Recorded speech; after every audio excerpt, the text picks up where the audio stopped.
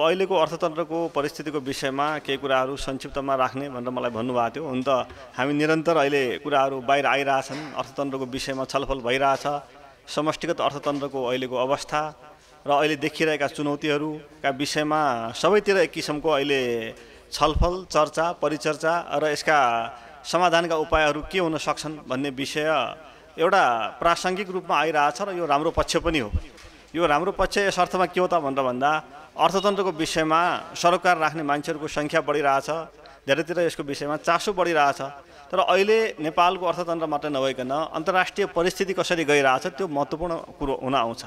अन्तर्राष्ट्रिय स्तरमा विश्व अर्थतन्त्रमा 3-4वटा महत्त्वपूर्ण ट्रेन्डहरू अहिले देखिरहेछन्।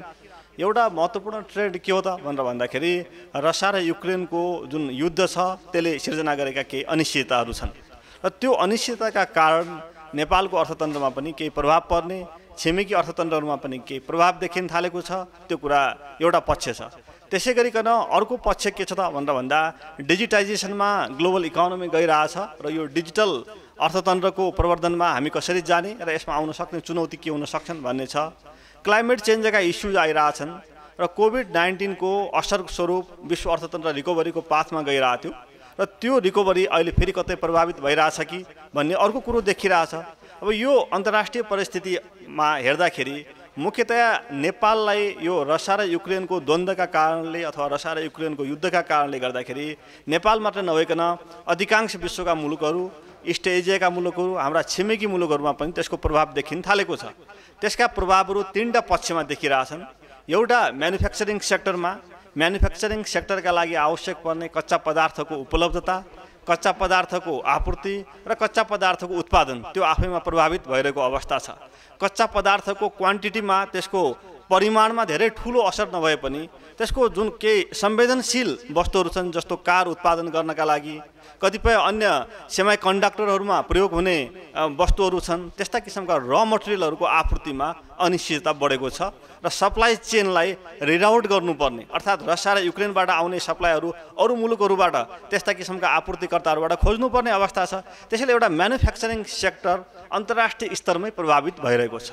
अन्तर्राष्ट्रिय स्तरमा म्यानुफ्याक्चरिङ सेक्टर प्रभावित हुँदाखेरि त्यसको असर नेपालमा पनि पर्छ, नेपालमा मुद्रास्फीतिमा पनि पर्छ। अहिले संसारभरि मुद्रास्फीतिमा चाप परिरहेछ, मुद्रास्फीतिमा दबाव परिरहेछ र त्यो दबाव हामी कहाँ पनि देखिन्छ। त्यसैले रसिया र युक्रेनको युद्धका कारणले गर्दाखेरि एकातिर म्यानुफ्याक्चरिङ सेक्टर अन्तर्राष्ट्रिय स्तरमा प्रभावित भइरहेछ, त्यसले आपूर्ति व्यवस्था प्रभावित हुने सम्भावना देखिरहेछ। अर्को कुरो त्यसले मुद्रास्फीति बढाउने देखिरहेछ। संयुक्त राज्य अमेरिका जहाँ 2% इन्फ्लेसन हुन्थ्यो, मुद्रास्फीति त्यहाँ चाहिँ 2% अन एन एभरेज भइरहेको हुन्थ्यो भने अहिले संयुक्त राज्य अमेरिकामा मार्चको इन्फ्लेसन 8.5% पुग्छ कि भन्ने आकलन आइरहेछ। त्यसैले विकसित मुलुकहरू पनि अहिले इन्फ्लेसनको चापमा, मुद्रास्फीतिको चापमा, मूल्य वृद्धिको चापमा परिरहेछन्। किन त भनेर भन्दाखेरि एउटा म्यानुफ्याक्चरिङसित सम्बन्धित, उत्पादनसित सम्बन्धित वस्तुहरूको आपूर्ति अनिश्चित भइरहेछ, त्यसको मूल्य वृद्धि भइरहेछ। अर्को पेट्रोलियम पदार्थको मूल्य वृद्धि भइरहेछ, त्यसको असर चाहिँ हामी कहाँ पनि देखिन्छ। र अर्को पक्ष चाहिँ विश्व स्तरमै ब्यालेन्स अफ पेमेन्ट्स अथवा विदेशी विनिमय सञ्चिति, हामीसित भएको विदेशी मुद्राको जुन स्रोत छ र त्यसको सञ्चिति छ त्यो पनि प्रभावित भइरहेछ र त्यो हुन सक्छ भन्ने आकलन अन्तर्राष्ट्रिय स्तरमा भइरहेछ। जस्तो श्रीलङ्का, पाकिस्तान जस्ता मुलुकहरू विदेशी विनिमय सञ्चितिको ठुलो दबावमा छन्। हामी पनि केही दबावमा छौँ, तर हामीभन्दा निकै ठुलो दबावमा रहेका मुलुकहरू पनि छन्। अब हाम्रो सन्दर्भमा मैले यो अन्तर्राष्ट्रिय परिस्थितिका कुराहरू किन जोडेको त भनेर भन्दाखेरि विश्व स्तरमै जुन घटनाक्रमहरू अहिले विकास भइरहेछन् त्यसले समष्टिगत आर्थिक व्यवस्थापन, सामान्य भाषामा जनताले बुझ्ने भाषामा भन्ने हो भने अर्थतन्त्रलाई चलाउने कुरामा चुनौती चाहिँ थपेको छ। तर त्यो चुनौतीको व्यवस्थापन कसरी गर्ने भन्ने विषय चाहिँ अत्यन्त संवेदनशील छ। नेपालमा पनि अहिले मुद्रास्फीतिको चाप अन्तर्राष्ट्रिय परिस्थितिका कारणले गर्दाखेरि विश्व बजारमा पेट्रोलियम पदार्थको मूल्य वृद्धि भएको छ। त्यसको परिणामस्वरूप हामी कहाँ पनि मूल्य वृद्धि हुने, मुद्रास्फीति हुने प्रबल सम्भावना छ र केही मुद्रास्फीति बढ्ने प्रवृत्ति देखिरहेको पनि छ। दोस्रो, भोलि हाम्रा पनि कतिपय उद्योगहरू, कतिपय कच्चा पदार्थको आपूर्ति अनिश्चित भइरहेका कारणले प्रभावित हुन सक्छन् र तेस्रो पक्ष भनेको जुन निरन्तर अहिले दबावमा रहिरहेको छ, हामी सबैको चर्चामा रहेको देखिन्छ, विदेशी विनिमय सञ्चिति छ। र त्यो विदेशी विनिमय सञ्चिति गत वर्षको भन्दा उल्लेख्य चाहिँ केही घटेको अवस्था हो। गत वर्ष हामीसित 12 महिनाको वस्तु तथा सेवा आयात धान्न पुग्ने यही बेलामा हेर्दाखेरि त्यति विदेशी विनिमय सञ्चिति थियो। भने अहिले त्यो घट्दै आएर 6.7 महिनाको वस्तु तथा सेवा आयात धान्न पुग्ने विदेशी विनिमय सञ्चितमा झरेको छ। हाम्रो शोधनान्तर स्थिति भनेर भन्छौँ, ब्यालेन्स अफ पेमेन्ट्स भन्छौँ, अथवा नेपाल भित्रिने रकम र नेपालबाट बाहिरिने रकमको ग्याप हेर्दाखेरि, त्यसको बीचको दूरी हेर्दाखेरि नेपालबाट बढी रकम बाहिर गएको अवस्था छ। त्यो भनेको विदेशी विनिमय सञ्चितमा दबाब हो। शोधनान्तर स्थिति जसलाई हामी भन्छौँ अलिकति बढी आर्थिक भाषामा, इकोनोमिक टर्मिनोलोजीमा र सामान्य मान्छेले बुझ्ने भाषामा नेपालमा कति रकम बाहिरबाट आएको छ र नेपालबाट कति रकम बाहिर गयो भनेर हेर्दाखेरि हाम्रो शोधनान्तर स्थिति 247 अर्बले घाटामा रहेको अवस्था छ। त त्यो 247 अर्बले घाटामा रहनु भनेको के हो त भनेर भन्दा हामीसित भएको विदेशी विनिमय सञ्चित घटेको अवस्था हो। त त्यो विदेशी विनिमय सञ्चित निरन्तर घट्दा भोलि कतिपय हामीले अत्यावश्यक खाद्यान्नसित सम्बन्धित वस्तुहरू, औषधिहरू, उपकरणहरू, मसिनरीहरू जुन आयात गर्छौँ त्यसको आयातलाई कतै प्रभावित हुँदैन कि भन्ने आशंका चाहिँ बढ्छ। त्यो आशंका बढेकै कारणले अहिले एउटा चिन्ता के गरिएको हो त, चासो के गरिएको त भनेर भन्दाखेरि विदेशी विनिमय सञ्चितको हामीले जतन गर्नुपर्छ अथवा त्यसलाई अलिकति प्रायोरिटीमा राख्नुपर्छ, प्राथमिकतामा राख्नुपर्छ। विदेशी विनिमय सञ्चित केमा खर्च गर्ने र केमा अहिले तत्काल खर्च नगर्दा केही समय रोक्न पनि सक्छौँ, त्यो विषयमा हामीले अहिले चाहिँ अलिकति चनाखो हुनुपर्छ, कससली वास गर्नु पर्छ भन्ने कुराको एउटा चाहिँ अहिले चर्चा भइरहेको र त्यही चर्चाको सन्दर्भमा केही कुराहरू राष्ट्र बैंकले पनि पेट्रोलियम पदार्थको कसरी किफायत गर्न सकिन्छ, सवारी साधन लगायतका केही वस्तुहरू जसको आयातलाई हामी केही समयसम्म रोक्न सक्छौँ, डिफर गर्न सक्छौँ, त्यस्ता आयातहरूलाई कतै रोक्न सक्छौँ कि, सुन चाँदी लगायतका केही वस्तुहरूको आयातलाई केही समयका लागि रोक्न सक्छौँ कि, किनकि ती वस्तुहरूको आयातलाई हामीले केही समयसम्म रोक्दा पनि हाम्रो अर्थतन्त्रको सञ्चालनमा त्यति धेरै ठुलो दबाव प्रभाव तुरन्तै नपर्न सक्छ। तर विदेशी विनिमय सञ्चितमा ठुलो दबाव पर्दा भोलि औषधि नै किन्नका लागि आवश्यक पर्ने विदेशी विनिमय सञ्चित अथवा कतिपय खाद्यसित सम्बन्धित पदार्थहरू वस्तुहरू छन्। उदाहरणका लागि गत वर्ष हामीले 50 अर्बको चामल आयात गरेका छौँ। यहाँहरू सबैलाई तथ्याङ्क थाहा भएकै हो। यो वर्षको 8 महिनामा मात्रै हामीले हेर्दाखेरि 37 अर्बको चामल आयात गरेका छौँ। यो वर्षको 8 महिनामा मात्रै हेर्दाखेरि हामीले करिब 27 अर्बको तरकारी आयात गरेका छौँ, करिब 16 अर्बको फलफुल आयात गरेका छौँ। त यी हाम्रा जीवनका अत्यावश्यक वस्तुहरू भइहाले, इसेन्सियल वस्तुहरू, इसेन्सियल गुड्सभित्र यिनीहरू पर्छन्। इसेन्सियल कमोडिटिज हुन्, नभई नहुने वस्तुहरू हुन्। अब भोलि आन्तरिक रूपमा उत्पादन गर्छौँ र यसमा हामी सेल्फ डिपेन्डेन्ट बन्छौँ, आत्मनिर्भर बन्छौँ भन्ने विषयमा केही समय लाग्न सक्छ। यो विषयमा हामी निरन्तर चिन्तन गर्छौँ, मन्थन गर्छौँ, फेरि समय घर्किन्छ, फेरि हामी यसमा चाहिँ अलिकति बढी डिपेन्डेन्ट भइरहेछौँ। त्यसैले भोलि औषधि लगायतका वस्तुहरू आयात गर्नका लागि पनि हामीले विदेशी विनिमय सञ्चित जतन गर्नुपर्छ। आज देशभित्र जति सवारी साधन चलिरहेछन् तिनीहरूका लागि आवश्यक पर्ने पेट्रोलियम पदार्थ त आवश्यक पर्छ, भोलि त्यो ल्याउनु पर्ने हुन्छ। मूल्य वृद्धि हुँदा पनि अन्तर्राष्ट्रिय बजारमा पेट्रोलियम पदार्थको मूल्य हेर्नुहुन्छ भने गत वर्षको यति बेलामा $60 प्रति ब्यारल थियो, अहिले त्यही पेट्रोलियम पदार्थको मूल्य बढेर 120 को हाराहारीमा पुगिरहेछ र पछिल्लो समय कुनै बेला 107, 110, 120 भइरहेछ र सामान्य अवस्था हुँदा पनि त्यो 100 को वरिपरि बस्छ है पेट्रोलियम पदार्थको मूल्य भन्ने छ। त्यसैले पेट्रोलियम पदार्थको मूल्य जुन हिसाबबाट बढिरहेछ त्यसले हामीलाई प्रष्ट के सङ्केत गर्छ त भनेर भन्दाखेरि हामीले पेट्रोलियम पदार्थको उपयोगमा अलिकति किफायती बन्नुपर्छ भन्ने देखाइरहेछ। त्यसैले विदेशी विनिमय सञ्चितको व्यवस्थापनमा हामी अलिकति चनाखो चाहिँ बन्नुपर्छ भन्ने हो। तर त्यो सँगसँगै अर्थतन्त्रको अहिलेको अवस्था भनेको सबै ब्लिक पिक्चर भन्छौँ नि हामी, असाध्यै नराम्रो पिक्चर मात्र होइन, डार्क साइड मात्रै होइन अर्थतन्त्रको। अर्थतन्त्रमा केही ब्राइट साइड छन्, केही राम्रा पक्ष देखिरहेछन्। तपाईँ हामी यसरी जमघट गर्न पाइरहेछौँ। 1 वर्ष अगाडि 1.5 वर्ष अगाडि हामी असाध्य अप्ठ्यारो अवस्थामा थियौँ। यसको अर्थ के हो त भनेर भन्दाखेरि आर्थिक गतिविधिहरू सामान्य अवस्थामा फर्किन थालेका छन्। आर्थिक गतिविधिहरू सामान्य अवस्थामा फर्किँदाखेरि स्वाभाविक रूपमा वस्तुको माग बढ्छ, सेवाको माग बढ्छ, कर्जाको माग बढ्छ, उद्यमशीलता बढ्छ, रोजगारीका अवसरहरू सिर्जना हुन्छन्। त त्यो पक्षलाई पनि हामीले बिर्सिनु हुँदैन। त्यसैले केही चाहिँ अर्थतन्त्र नर्मल अवस्थामा आउन थालेका कारणले पनि आयात बढेको हो। त्यसैले आयातमा हामीले अलिकति चुनान गर्नुपर्ने, अलिकति सेलेक्टिभ बन्नुपर्ने, केही वस्तुको आयात केही समयका लागि रोक्नुपर्ने हो। सँगसँगै अर्थतन्त्रलाई गतिशील ढङ्गले अगाडि बढाउने विषयमा हाम्रो कसैको पनि दुई मत हुन सक्दैन। पर्यटकीय गतिविधिहरू विस्तार भइरहेका छन्, विदेशबाट पर्यटकहरू आउन थालेका छन्। मार्चमा लकडाउन पछिको अथवा कोभिड पछिको सबैभन्दा बढी पर्यटकहरू भित्रिएका छन् भन्ने आइरहेछ। यो आर्थिक वर्षको 8-7 महिनाको तथ्याङ्क हेर्नुभयो भने प्रत्यक्ष विदेशी लगानी जुन FDI भनेर भन्छौँ फरेन डिरेक्ट इन्भेस्टमेन्ट भनेर भन्छौँ, त्यो फरेन डिरेक्ट इन्भेस्टमेन्ट राम्रो आएको छ। 16.5 अर्ब फरेन डिरेक्ट इन्भेस्टमेन्ट आएको छ। त प्रत्यक्ष विदेशी लगानी 16.5 अर्ब आउनु भनेको राम्रो किन हो त भनेर भन्दा हामीले तुलनात्मक रूपमा हेर्नुपर्छ। गत वर्ष चाहिँ 19 अर्ब मात्रै आएको छ। त्योभन्दा अघिल्ला वर्षहरू हरेक वर्ष पनि वर्षभरिमा 19 अर्ब आएको थियो भने यो आर्थिक वर्षको 7 महिनामा मात्रै प्रत्यक्ष विदेशी लगानी राम्रो आएको छ 16.5 अर्ब। त्यसैले पर्यटकीय गतिविधिमा भइरहेको सुधार, आर्थिक क्रियाकलापमा भइरहेको सुधार, प्रत्यक्ष वैदेशिक लगानीमा भइरहेको सुधार यसले के सङ्केत गर्छ त भनेर भन्दा अर्थतन्त्रमा केही ब्राइट साइड पनि छन्, अर्थतन्त्रमा केही सकारात्मक पक्ष पनि छन्। तर अहिले अर्थतन्त्रमा देखिरहेको जुन दबाब छ त्यो भनेको विदेशी विनिमय सञ्चितको व्यवस्थापनको दबाब हो। विदेशी विनिमय सञ्चितका हाम्रा स्रोतहरू हुन्छन् केही, जस्तो रेमिट्यान्स एउटा महत्त्वपूर्ण स्रोत हो, हाम्रो एक्सपोर्ट अर्थात् निर्यात अर्को महत्त्वपूर्ण स्रोत हो, वैदेशिक ऋण सहयोगको परिचालन अनुदानको परिचालन अर्को महत्त्वपूर्ण स्रोत हो। कतिपय अवस्थामा विदेशी पर्यटकहरू नेपाल आउनुहुन्छ, उहाँहरूले गर्ने खर्च हाम्रो विदेशी विनिमय सञ्चितको स्रोत हो। त यी स्रोतहरूलाई कसरी यिनीहरूको दायरा बढाउने, प्रत्यक्ष विदेशी लगानी अर्को महत्त्वपूर्ण स्रोत हो, त्यसको दायरा कसरी बढाउन सक्छौँ। त यतातिर स्रोतको सुनिश्चितता खोज्नुपर्ने, अर्कोतिर केही आयातहरूलाई केही समयका लागि हामीले व्यवस्थित गर्नुपर्ने, यो दबावमा हामी छौँ। र यसको अर्थ चाहिँ अर्थतन्त्र श्रीलङ्काको जस्तो भयो अथवा श्रीलङ्काको जस्तो सङ्कटको अवस्थामा हामी छौँ भन्ने चाहिँ होइन। किन होइन त भनेर भन्दाखेरि श्रीलङ्का अत्यन्त फरक अवस्थाबाट गुज्रिरहेको मुलुक हो। पछिल्ला 5-7 वर्ष यता हेर्नुभयो भने 2014-15मा उनीहरूले मनी प्रिन्टिङलाई जोड दिएका थिए। सन् 2019मा त्यहाँ नयाँ सरकार आइसकेपछि धेरै प्रकारका ट्याक्सहरूमा छुट दिइयो, कतिपय ट्याक्सहरूलाई एबोलिस गरियो, हटाइयो, जस्तो क्यापिटल गेन ट्याक्स लगायतका ट्याक्सहरूलाई हटाइयो। भ्यालु एडेड ट्याक्स जुन छ त्यो 15%बाट 8%मा ल्याइयो। त त्यो केही तत्कालको वाह कमाउने होडमा सोसल सिक्युरिटीका केही सामाजिक सुरक्षाका प्रोग्रामहरू विस्तार गरियो। र त्यसले गर्दाखेरि सरकारको राजस्वको स्रोत चाहिँ खुम्चिने, वैदेशिक ऋणभार बढ्ने। वैदेशिक ऋणभार 2015मा उनीहरूको हेर्दाखेरि करिब 80%को हाराहारीमा सरकारको कुल ऋण आन्तरिक र बाह्य ऋण देखिन्थ्यो भने अहिले 107% जति पुगेको छ श्रीलङ्काको। अहिले 170% जति ऋण त्यहाँको सरकारी संस्थानको ऋणलाई समेत जोड्ने हो भने 170% जति पुग्छ कुल ग्राहस्थ उत्पादनको।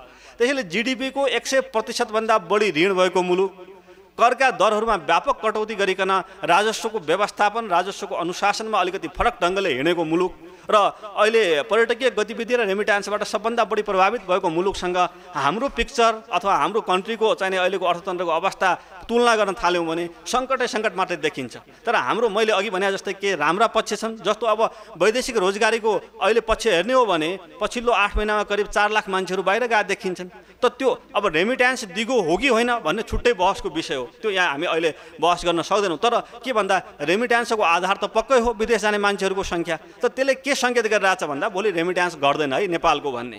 त अन्तर्राष्ट्रिय स्तरमा जुन हिसाबबाट केही मुलुकहरूमा विशेष गरिकन युरोप अमेरिकामा आर्थिक गतिविधिहरू विस्तार भइरहेछन्, मिडल इस्टमा आर्थिक गतिविधि विस्तार भइरहेछ, त त्यसले भोलि रेमिट्यान्स चाहिँ हाम्रो धेरै चाहिँ प्रभावित हुँदैन भन्ने पनि सङ्केत गरिरहेको छ।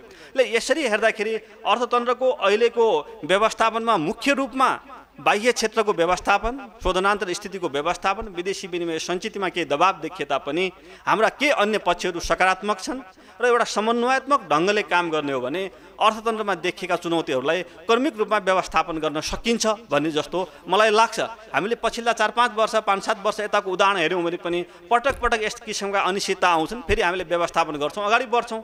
आर्थिक वर्ष 72-73मा हेर्नुभयो भने अर्थतन्त्र शिथिल भएको थियो, रेमिट्यान्स प्रशस्त आएको थियो, लिक्विडिटी प्रशस्त थियो। फेरि 74-75मा पुग्दाखेरि फेरि लिक्विडिटी टाइट हुने, ब्याज दर माथि जाने भयो। फेरि 76 पछि हाम्रो लकडाउन कोभिड सङ्क्रमण पछिको अवस्थामा लिक्विडिटी पर्याप्त भयो। गत वर्ष कर्जा विस्तार उल्लेख्य रह्यो, आयात विस्तार उच्च रहेको छ, त्यसका कारणले अहिले तरलतामा पनि दबाब रहेको छ। तर भोलि क्रमिक रूपमा हामीले कतिपय चिज अथवा वस्तुहरूको आयातलाई व्यवस्थित गर्न सक्यौँ र कतिपय वैदेशिक ऋण सहयोग लगायतका विदेशी विनिमय सञ्चितका स्रोतहरूलाई पहिल्याउन सक्यौँ भने हाम्रो अर्थतन्त्र फेरि सही बाटोमा छोटो समयमा पनि जान सक्छ। त्यसैले हामी अहिले सङ्कटमा चाहिँ छैनौँ भन्ने मलाई लाग्छ। नेपाल राष्ट्र बैंकले करिबन 54 खर्ब स्थायी तरलता सुविधा पटक पटक गरिकन दिएको छ। अहिले पनि हेर्ने हो भने स्थायी तरलता सुविधा 2 खर्ब भन्दा केही बढी बजारमा लगानीमा रहेको देखिन्छ। करिब रिफाइनेन्स फ्यासिलिटी समेत जोड्ने हो भने 3 खर्ब जति तरलता राष्ट्र बैंकले हरेक दिन औसतमा बजारमा लगानीमा राखेको अवस्था चाहिँ छ। तरलतामा केही दबाब छ, नभएको होइन। र त्यसको पछाडिको कारण के हो त भनेर भन्दा करिब 25% कर्जा विस्तार हुने, हाम्रो 14% निक्षेप सङ्कलन हुने, आयात उच्च दरले विस्तार भएको छ, तर अहिले अब बिस्तारै गएर सुधार आउन सक्छ। यदि रेमिट्यान्स अलिकति बढ्न थाल्यो, हामीले आयातलाई व्यवस्थित गर्न सक्यौँ भने तरलता व्यवस्थापनमा पनि केही सहजता आउन सक्छ। गत वर्षको तुलनामा हेर्दाखेरि बैंकको ब्याज दर चाहिँ केही माथि गइरहेको छ। त अब हामीले यसलाई सामान्य अवस्थासित हेर्नुपर्छ। 2076 चैत अगाडिको हेर्नुहुन्छ भने वेटेड एभरेज लेन्डिङ रेट करिबन 12.5%, 12% भन्दा माथि रहेको अवस्था हो। अहिले पनि हामी त्यहाँ पुगेका छैनौँ।